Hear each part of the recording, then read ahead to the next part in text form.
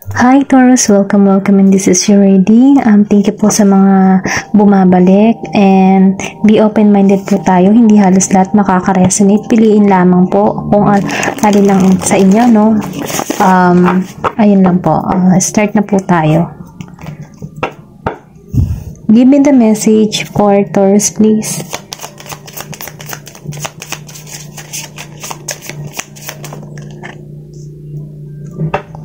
Give me the message for Taurus, please.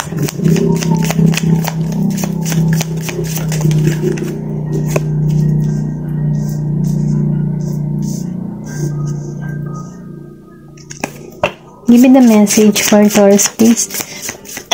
Excuse me.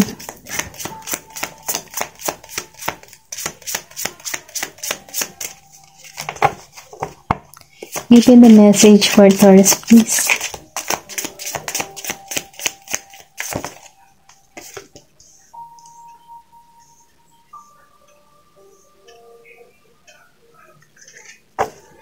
Give me the message for Taurus, please.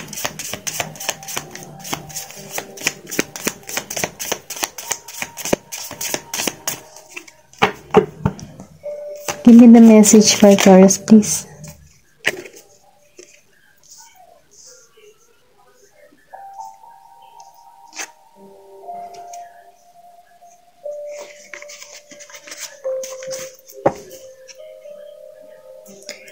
Okay, okay Taurus, dahil naka-reverse si Seven of Cups, sinasabi dito, no, yung iba sa inyo, ginawang option, okay?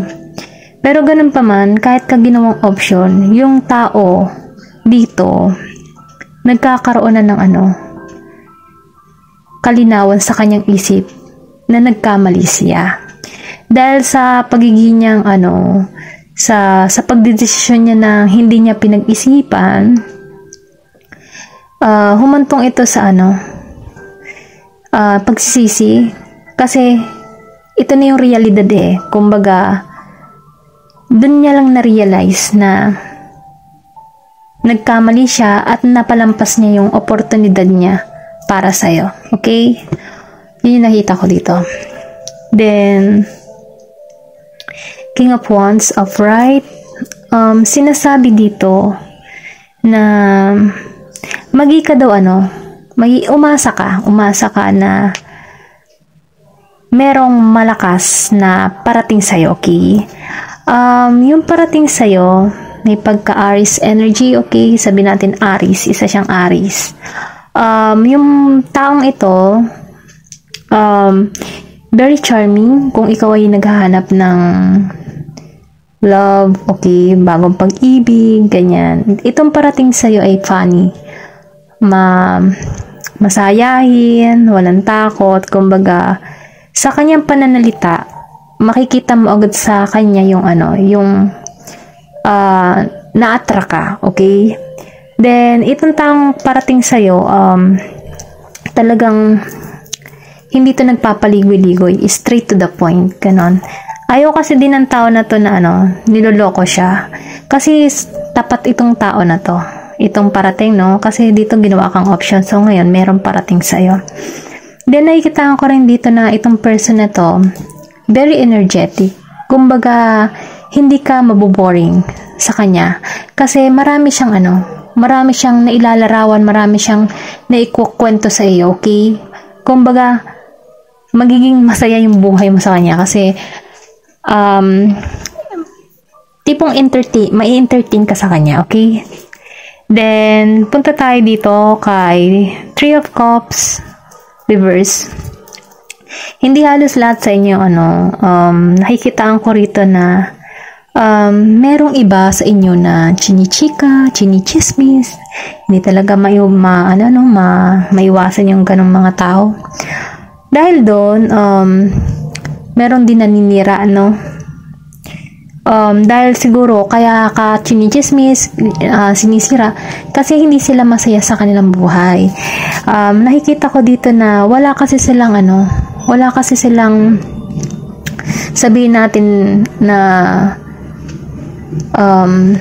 social activity, ayan. kulang sila sa ganon. Kasi, imbis na ano nila yung sarili nila, pulos kamalian or pulos katsismisan ang inaatupag nila. Ayun, yun nakikita ko, no. Merong naiinggit, naiinis sa'yo, ganyan. Ito yung nakikita ko, ano. Then, punta tayo dito, no, kay Nine of Wands reverse, okay? Sinasabi dito, no, meron tao dito, hindi halos lahat, no, matigas ang ulo. Ayan. Then, nakikita ko rin dito na merong gustong makipagkasundo or sabihin natin makipag-usap sa'yo. Kaya lang, ayaw mo inilalayo mo yung sarili mo. Ayaw mo nang bigyan ng pagkakataon tong tao na to. Maybe nasaktan ka dito before. So, ngayon, nagiging kang kumbaga, pusong bato. Ayan, nagiging kang matigas. Ayaw mo na kasi alam mo sa sarili mo na pwedeng maulit pa rin yung gagawin ng tao na to. Kaya, kumbaga, nilagyan mo ng boundary yung sarili mo. Okay? Yun nakikita ko. Hindi halos lahat, no? Mayroon ditong taong Sagittarius energy. Okay? Then, Nine of Swords reverse. Nakikita ko rito na nagkakaroon ka na ng kalinawan, okay? Yung iba sa inyo, no? Yung ibang nakakaranas ng something na nabigo, ganyan, or kung ikaw man ay nakakaranas ngayon na bagong breakup, o yung iba sa inyo, no? Nakikitaan ko rito na nagkakaroon ka na ng kalinawan, kumbaga sa isang tunnel na madilim, no? Natatanaw mo na yung liwanag, kumbaga nagkakaroon ka na ng kumbaga siguro naliliwanagan ka, meron din mga tao nag-a-advise sa'yo at nakikita mo na yung halaga mo, okay? Then nakikita ko rin dito na natututunan mo ng i-let go yung mga tao na hindi nakabuti sa'yo. Then nakikita ko rin dito na hinahayaan mo rin yung mga tao na naninira sa'yo kasi ayaw mo ma-stress. Kumbaga, iniiwasan mo na masakop ka ng mga stress or mga negative na tao na makakaapekto sa mental mo. So, ngayon, iniiwasan mo yung mga ganon. Mas tinutungo mo yung liwanag. Kumbaga, sa isang tunnel, mas tinutungo mo yung direksyon na makakabuti para sa'yo. Okay? Then, dito, no, sa Nine of Pentacles, upright. Meron ditong Virgo energy. Nakikita ko dito, no. Dito ka papunta, no, yung mga nasasaktan or kung meron ka mang pinagkakaabalahan, business o pa man larangan ng iyong pangkabuhayan. Nakikita ko rin dito na magtatagumpay, okay? Kahit maraming mga pagsubok na dumarating sa'yo, tagumpay ka, okay? Kahit chinichismis ka, deadma ka na lang, tagumpay ka naman eh. Then, sinasabi dito na yung mga pinaghirapan mo, magkakaroon na yun ng magandang resulta. Kumbaga, unti-unti nakikita mo na. Kumbaga, sa isang tunnel, no, madilim. Ngayon, nakikita mo na yung liwanag. So, ngayon, nakikitaan mo na yung tagumpay mo. Then, nakikita ko rin dito na yung paghihirap mo, ay nagkakaroon na resulta at papunta yun sa kasaganahan.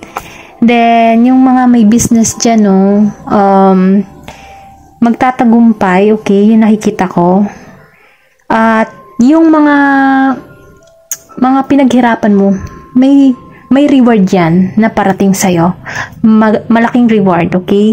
Kasi, magkakaroon ka dito ng seguridad sa financial mo. Then, nakikita ko rin dito na kasaganahan, okay? At nagkakaroon ka dito ng pagiging independent.